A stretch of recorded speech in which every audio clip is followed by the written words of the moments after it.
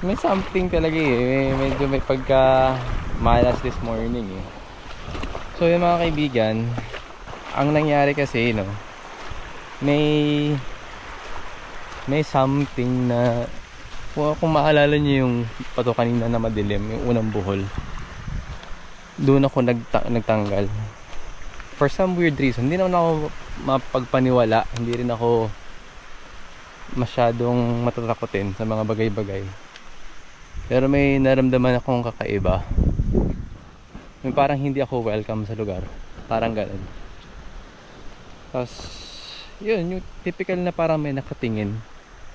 Yun yung naramdaman ko doon. Hindi dahil something supernatural or possibly supernatural din, but it's more of instinct. Kasi diba yung tayo mga tao, ano tayo, predators. So nag-hunt tayo.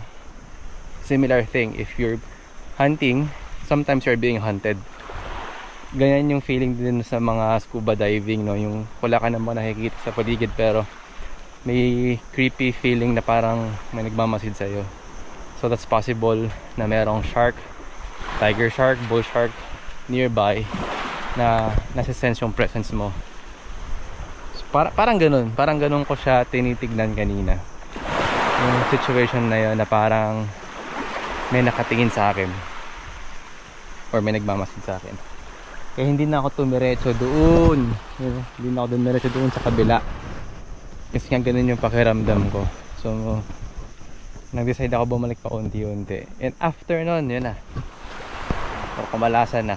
Buhol, sabit, isid, buhol. Ngayon talagang malala yung buhol.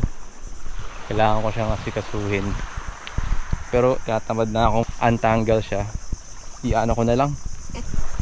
Puputulin ko na lang. Mag-FG na lang ako ng bago. Ano lang siguro.